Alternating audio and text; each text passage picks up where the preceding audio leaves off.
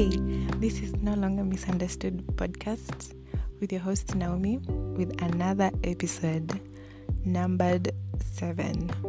So for the past few weeks we have been talking about temperaments, and then we have now begun a new playlist of a blend of the temperaments.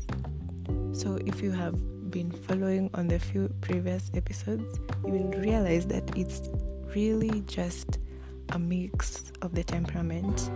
The first one being the predominant temperament and the second one being the secondary temperament. So for today's episode, we are going to talk about the SANMEL, which is the Sanguine+Melancholic. These people are very emotional. Definitely, they're emotional because of their melancholy side. They're very emotional and their moods change drastically. So they get the dramatic part from the sanguine, because sanguine are dramatic people. One time they will be laughing with you hysterically, and the next they're tearing up like a baby. These are the people who can hardly hear a sad story without bursting into tears. It doesn't matter what they are hearing. It doesn't matter how many times they've heard the same story, but as long as it's sad, it makes them cry. So when they hear a sad story, or maybe a sad song, or maybe anything that is just sad, just know that they are finishing your tissue. These are the friends who really feel for you when you tell them about your troubles. Yeah, they are very sympathetic.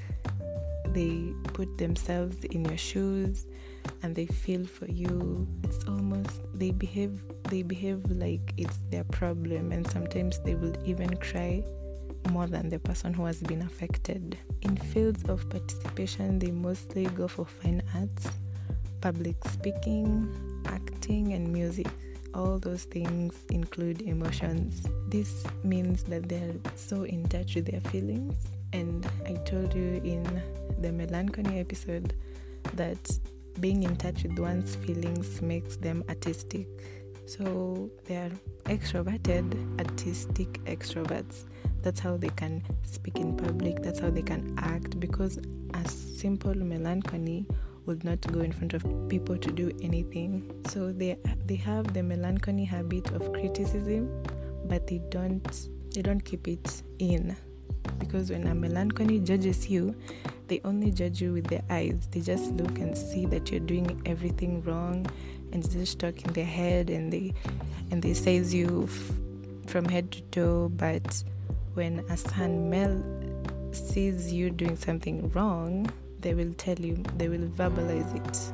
You can't just be acting stupid in front of them. They will call on you. Like the sanguine, they are people-oriented and can contribute to other people's lives, unless they become so annoying and hostile to others. So we say that the sanguine, they like being around people.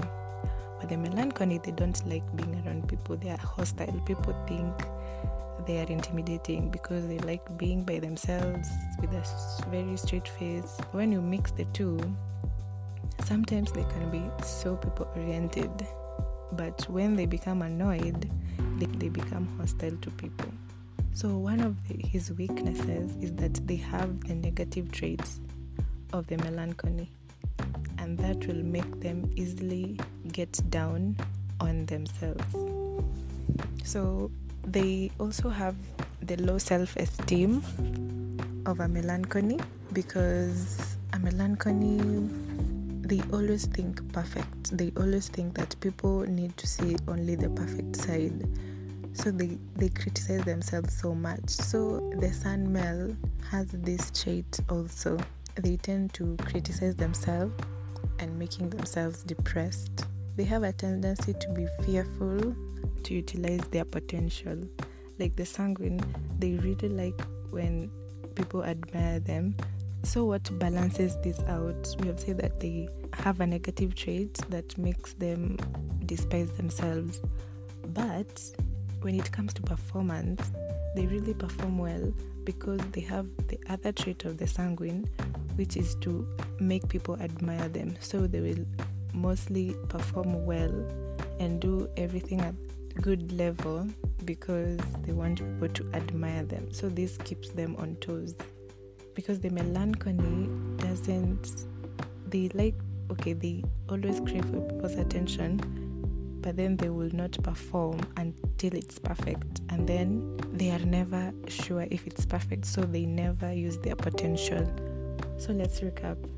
They are extremely emotional, which can quickly change from one extreme mood to another of the opposite reaction. We have also found out that they work best in front of people as they connect with their emotions. And thirdly, we have said that they are so loud to criticize what doesn't please them, and they have a people-pleasing attitude as they like people to admire them, but sometimes they look down on themselves. That is the end of this episode, and I hope that you have identified yourself or someone. I will really appreciate if you thumbs up to this and share it with your friends. Bye. Thank you for tuning in.